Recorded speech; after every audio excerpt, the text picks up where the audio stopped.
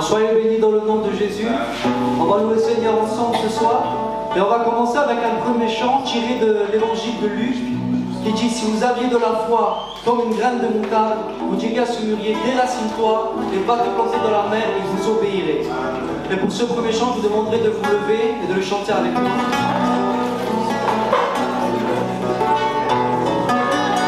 Si tu as la foi comme un petit grain de moutarde, ainsi parle le Seigneur. Si tu as la foi comme un petit grain de moutarde, ainsi parle le Seigneur. Tu pourras dire à la montagne: éloigne-toi, éloigne-toi. Tu pourras dire à la montagne: éloigne-toi, et jette-toi dans la mer. Et la montagne s'éloignera, s'éloignera, s'éloignera. Et la montagne s'éloignera, s'éloignera, s'éloignera. Si tuviera fe como un grano de mostaza, eso lo dice el Señor. Si tuviera fe como un grano de mostaza, eso lo dice el Señor. Tú le dirías a la montaña: muévete, muévete. Que tú le dirías a la montaña: muévete, muévete. Y la montaña se moverá, se moverá, se moverá. Y la montaña se moverá, se moverá, se moverá. Y la montaña se moverá, se moverá, se moverá. Y la montaña se moverá, se moverá, se moverá. Si tu as la foi comme un petit grain de moutarde, ainsi parle le Seigneur. Si tu as la foi comme un petit grain de moutarde, ainsi parle le Seigneur. Tu pourras dire à la montagne: éloigne-toi, éloigne-toi. Tu pourras dire à la montagne: arrache-toi et jette-toi dans la mer. Et la montagne s'éloignera, s'éloignera, s'éloignera. Et la montagne s'éloignera, s'éloignera, s'éloignera. Et la montagne s'éloignera, s'éloignera, s'éloignera. Et la montagne s'éloignera, s'éloignera, s'éloignera. Amen. Est-ce que nous croyons que si on dit à cette montagne de problèmes, de difficultés: arrache-toi, et par la foi elle s'éloignera? Amen. On va continuer avec le chant. Nous adorons Adonai, nous élevons son grand nom, le nom de Jésus.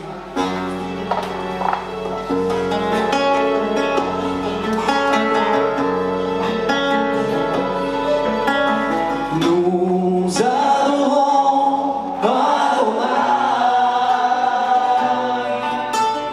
Nous adorons El Shaddai.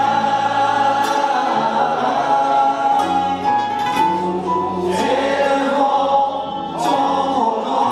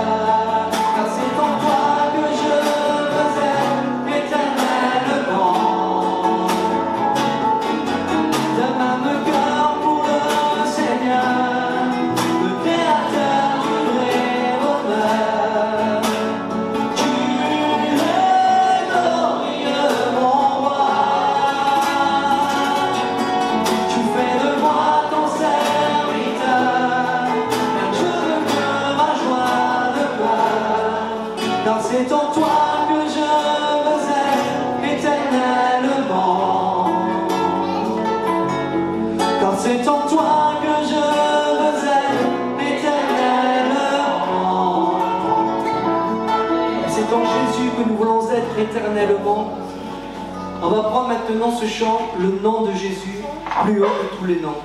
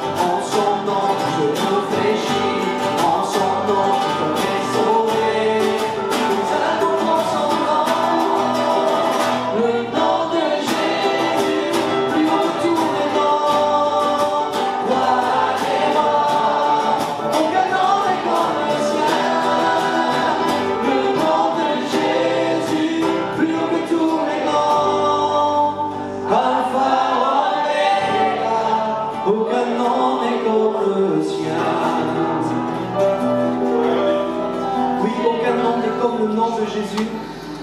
On va terminer avec un chant qui dit que c'est un jour de grâce pour toi ce soir. Si tu n'as pas encore donné ta vie à Dieu, il est encore temps de saisir cette grâce, de saisir l'opportunité que le Seigneur te donne ce soir.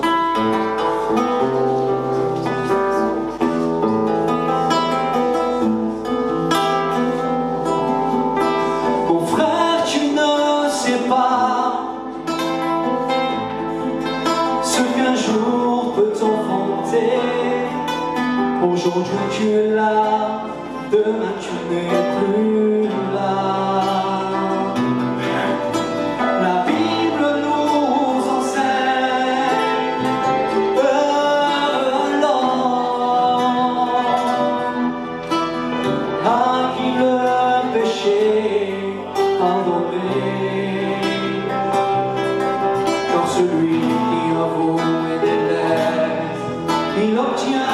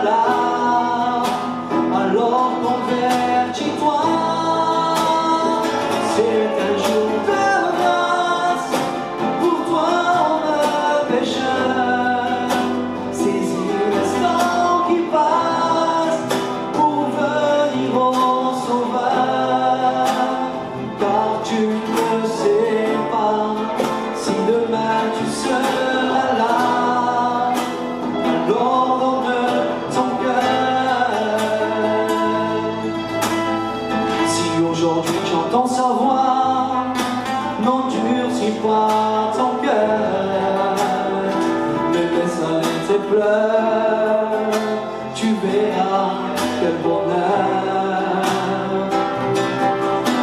Tu auras dans ton cœur de la joie que le monde ne connaît pas, mais surtout une paix que tu ne crois pas comprendre, et aussi un amour qui dure éternellement. C'est un jour de grâce pour toi, homme pécheur. C'est l'instant qui passe pour venir au Sauveur, car tu ne sais pas si demain tu seras là. Alors convertis-toi, c'est un jour de grâce pour toi, homme pécheur. C'est l'instant qui passe pour venir au Sauveur, car tu ne sais pas si demain tu seras là. Alors donne ton cœur.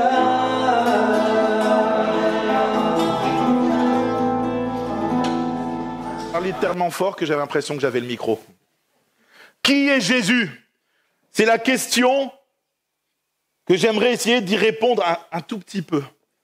Parce que s'il fallait dire qui est Jésus, la Bible nous dit que tous les livres de la terre ne suffiraient pas à contenir ce de pourquoi on pourrait lui parler.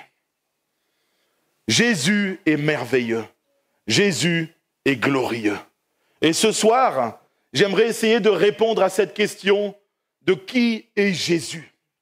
Alors vous savez, quand vous allez parler d'une star, vous allez essayer de dire « Ah ben cette star, elle est comme ci, elle est comme ça ».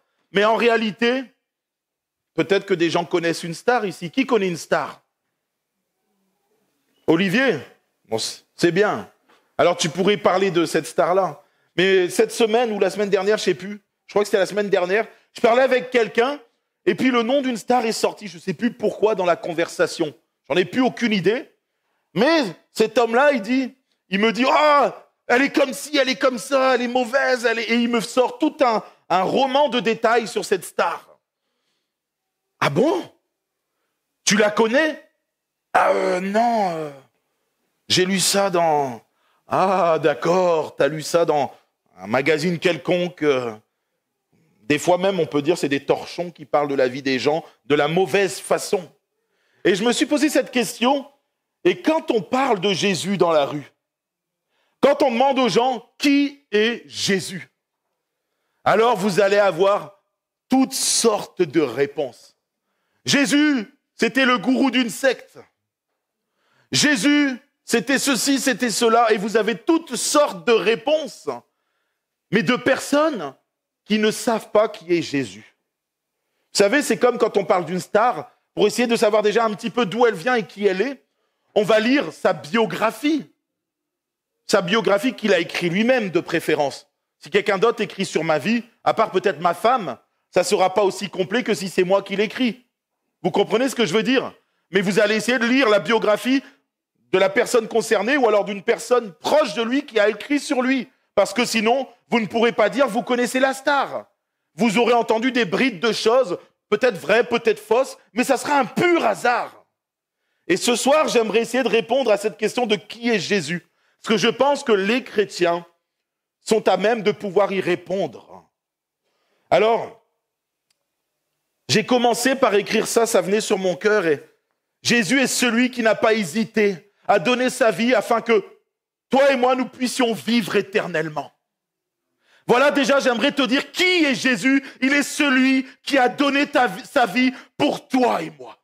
Ça commence déjà par là. La Bible nous dit dans Jean, au chapitre 15 et au verset 13, « Il n'y a pas de plus grand amour que de donner sa vie pour ses amis. » Jésus dira aussi dans Jean 3,16, « Car Dieu a tant aimé le monde qu'il a donné son Fils unique, afin que quiconque croit en lui ne périsse point, mais qu'il ait la vie éternelle. » Jésus, tout au long de son mandat sur terre, quand il est venu sur cette terre, il n'a pas arrêté de dire à ses disciples qu'il allait donner sa vie pour l'humanité. Il n'a pas arrêté de prévenir ce pourquoi il était venu.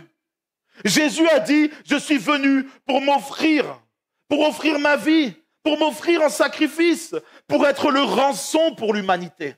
La rançon pour l'humanité. Voilà déjà, j'aimerais commencer par te dire, qui est Jésus? Il est celui qui s'est sacrifié pour toi. Et il ne l'a pas fait par obligation. Il ne l'a pas fait pour devenir une superstar. Il n'a pas fait aussi pour des foules au hasard. Jésus nous connaît par notre nom. Et Jésus est venu donner sa vie pour toi personnellement. Alors, si un jour on te repose la question, qui est Jésus? Tu lui répondras, il est celui qui a donné sa vie pour toi. Ça commence déjà par là. Ensuite, il est celui qui a accepté de porter tes souffrances et tes maladies pour que tu sois guéri. Ésaïe 53, verset 4 nous dit, « Cependant, ce sont nos souffrances qu'il a portées, c'est de nos douleurs qu'il s'est chargé. » Dans 1 Pierre au chapitre 2, verset 24, il est dit également, « Lui qui a porté lui-même nos péchés en son corps sur le bois, afin que, morts au péché, nous vivions par la justice, lui par les meurtrissures duquel vous avez été guéris. » Jésus est celui qui est venu guérir les cœurs brisés. Il est celui qui est venu réparer ce que le péché a fracassé dans nos vies. Alors j'ai envie de te dire ce soir que si on te pose la question, qui est Jésus? Il est venu pour te guérir. Il est celui qui peut te guérir. Et si ce soir il y a des gens dans cette salle qui sont en grande souffrance, si ce soir il y a des gens dans cette salle qui ont le cœur brisé, qui sont détruits de l'intérieur, qui ont des addictions et toutes sortes de choses, Jésus est venu pour te guérir ce soir. C'est important que tu prennes conscience de ça. Jésus est celui qui peut te guérir, là où les médecins ne peuvent rien faire pour l'intérieur. Jésus, lui, peut arriver et te guérir totalement. Alors Jésus est celui qui a offert sa vie, mais il est aussi venu pour te guérir. C'est important que tu le retiennes et que tu puisses le propager autour de toi.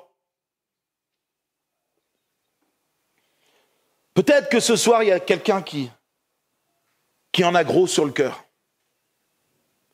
Je ne connais pas la vie de tout le monde. Je connais pas mal de monde maintenant ici. Mais je ne connais pas la profondeur du cœur. Il y a des choses, la Bible nous dit que seul Dieu connaît. Peut-être que ce soir, il y a des gens dans cette salle qui sont dans une grande souffrance. Ça ne se voit pas sur le visage. Tu rayonnes, tu souris. C'est presque devenu une grimace, mais tu es devenu un bon acteur. Vous savez, j'ai visité quelqu'un cette semaine, et c'est quelqu'un qui me disait que les blessures de son passé étaient ressorties, et que dans son quotidien, ça créait d'énormes souffrances, d'énormes problématiques. Ce soir, j'aimerais te dire que Jésus est venu te guérir. Il n'est pas juste venu donner sa vie, il est aussi venu, par son sacrifice à la croix, te guérir intérieurement. Tu peux être là depuis 2 ans, 5 ans, 10 ans, 15 ans, 20 ans dans cette église. Tu peux être au Seigneur depuis 70, 80 ans, Maggie. Et ne pas t'être laissé guéri par le Seigneur. Jésus veut vous guérir. Il ne veut pas le faire à moitié ou aux 3/4. Il veut cicatriser totalement les blessures ouvertes qui sont dans votre vie, dans votre cœur. Alors ce soir, peu importe ce par quoi tu es passé, et peu importe si les blessures viennent briser ton quotidien actuellement, laisse Jésus ce soir profondément te guérir, mettre le doigt là où ça fait peut-être un peu mal, mais il refermera parfaitement. Il te fera vivre une vie nouvelle, quelque chose de bien différent. Et il est le seul à pouvoir le faire. Il n'y a personne qui est capable de faire ce que Jésus peut faire. Ça aussi, tu pourras le dire si on te pose la question de qui est Jésus. Il est celui qui peut accomplir ce que personne ne peut faire. Personne sur cette terre. Même l'homme le plus grand que la terre ait porté ne peut pas faire le 10e de ce que Jésus a fait. Il ne peut même pas faire le 100e ou le 1000e. Ce n'est même pas comparable. Alors, propage-le autour de toi. Jésus est celui qui peut faire quelque chose de particulier en toi. Qui est Jésus? Il est aussi celui qui a accepté de descendre comme un simple homme et d'être humilié pour que toi, tu sois élevé au rang d'enfant de Dieu. Est-ce que vous imaginez ce que ça veut dire? La Bible nous dit dans Philippiens au chapitre 2, au verset 5 à 8, « Ayez en vous les sentiments qui étaient en Jésus-Christ, lequel existant en forme de Dieu, imaginez-vous, il existe en forme de Dieu, il est Dieu, il est égal à Dieu. Et il a décidé de descendre comme un simple homme. Il n'a point regardé comme une proie arrachée d'être égal avec Dieu, mais il s'est dépouillé lui-même en prenant une forme de serviteur. » Dans Jean 1, au chapitre 12, il est dit « Mais à tous ceux qui l'ont reçu, à ceux qui croient en son nom, elle a donné le pouvoir de devenir enfants de Dieu. »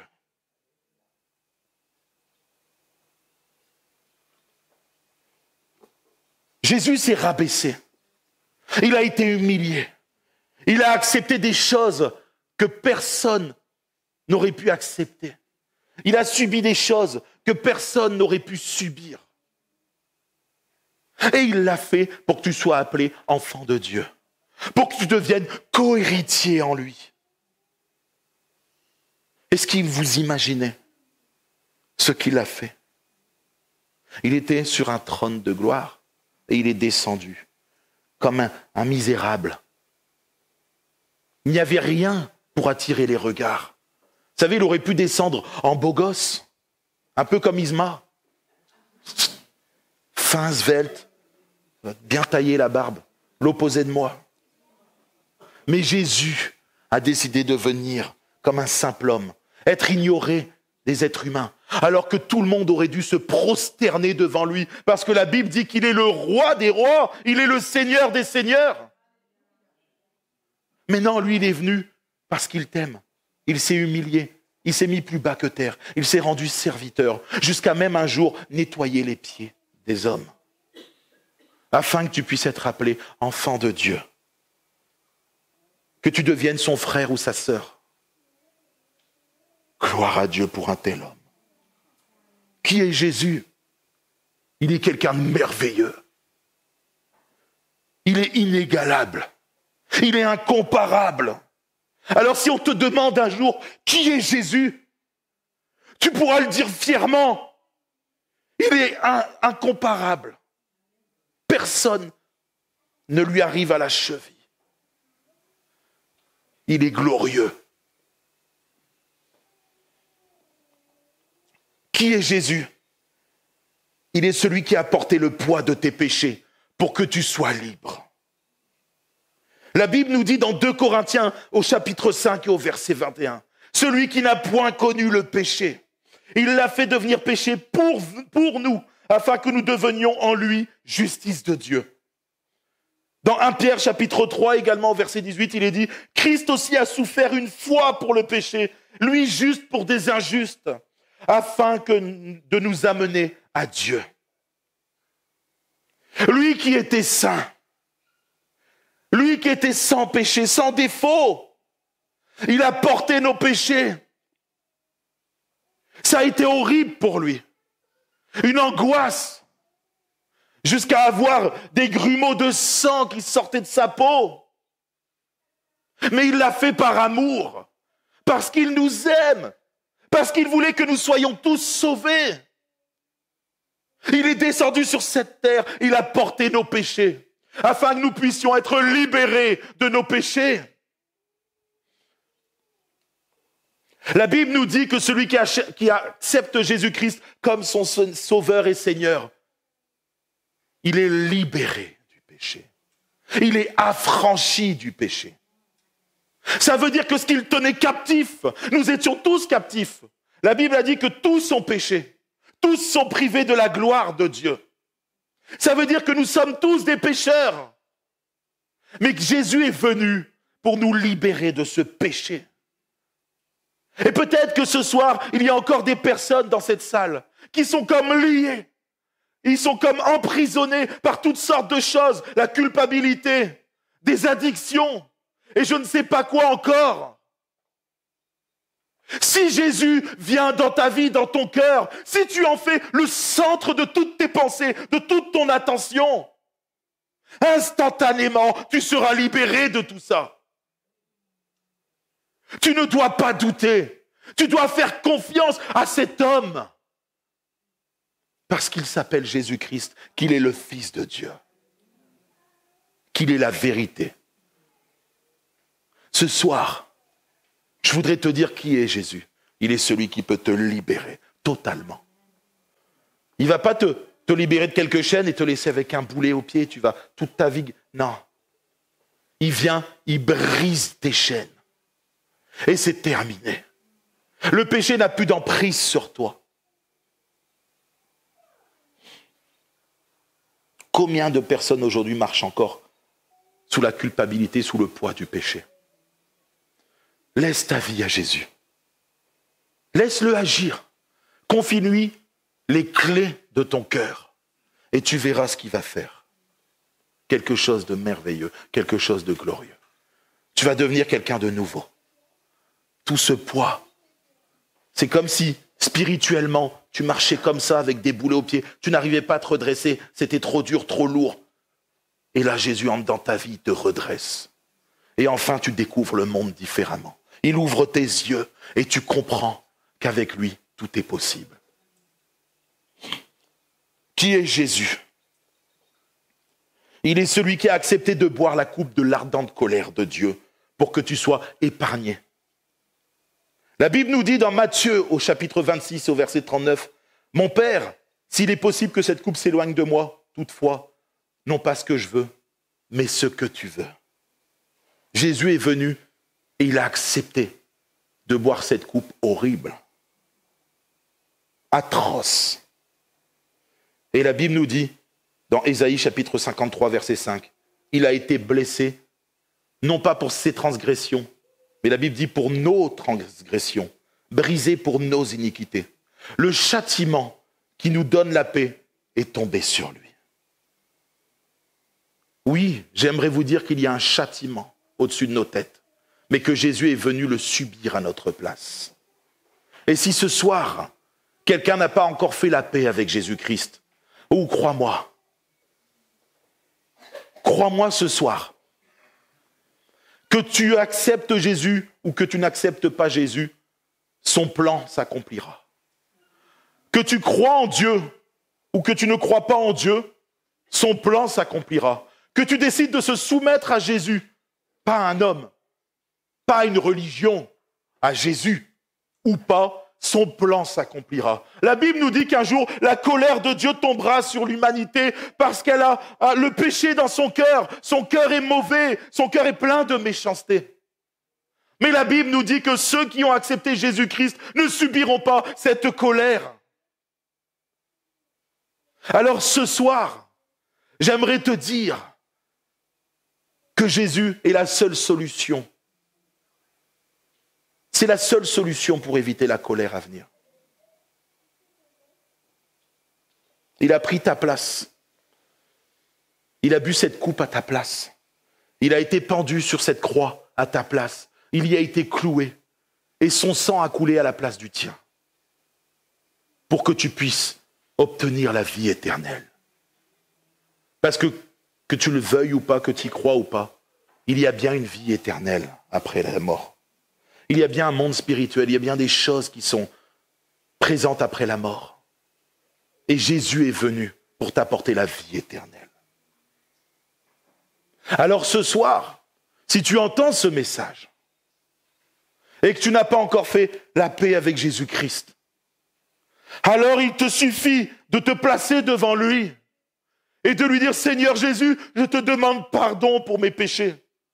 Je te demande pardon pour cette vie que je vis sans toi. Viens, transforme mon cœur. Je te donne tout. Je te donne pas à moitié, je te donne tout. Ma confiance, elle est en toi maintenant, Jésus. Viens, œuvre dans ma vie, œuvre dans mon cœur. J'en peux plus. Cette vie est trop difficile. J'ai besoin de toi. Crie à Jésus. Et il te répondra ce soir. Il viendra, il fera quelque chose de nouveau en toi.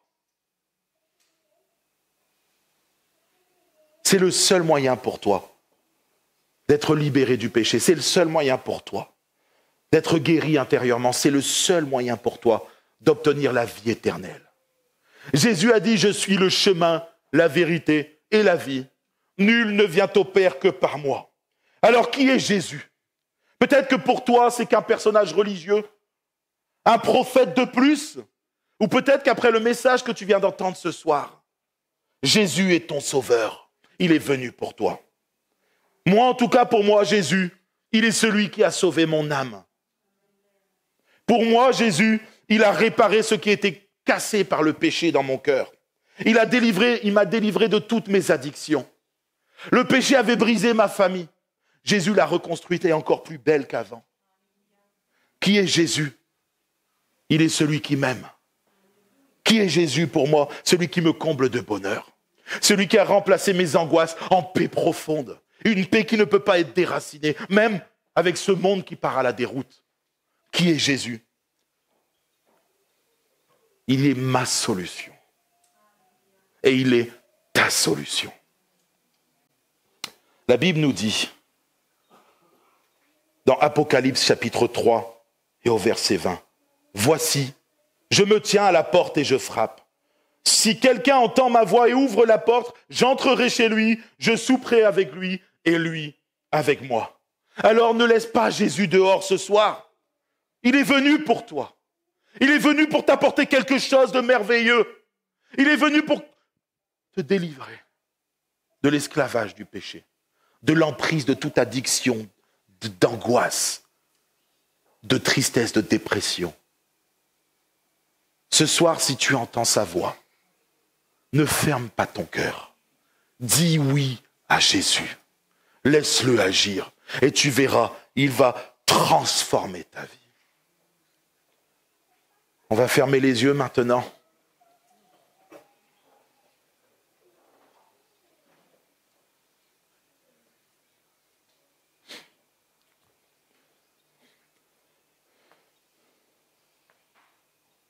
Si quelqu'un ce soir a entendu ce message et qu'il n'a pas fait la paix profonde avec Jésus,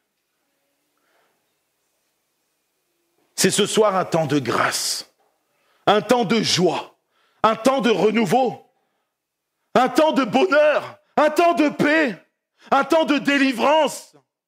Jésus t'appelle et il te dit, mon enfant, viens à moi. Je peux faire quelque chose en toi de particulier. Je t'aime, j'ai donné ma vie pour toi. Alors laisse-moi agir, fais-moi confiance. Je te libérerai de tes chaînes. Je te donnerai une vie nouvelle, une vie non plus d'esclave, mais d'enfant de Dieu. Alors ce soir, si tu entends ce message et que tu veux donner profondément ta vie à Jésus, alors lève ta main à ta place et Jésus entrera. Alléluia, le Seigneur voit les mains qui se sont levées.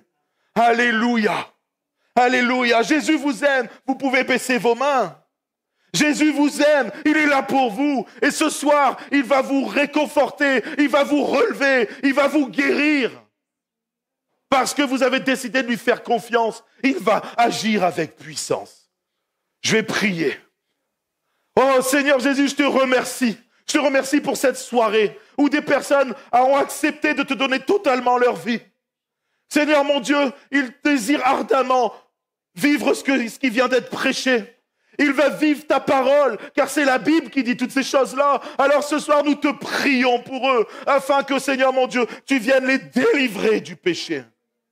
Seigneur mon Dieu, tu viennes briser les chaînes, les addictions, toutes ces choses qui les tiennent liées au monde.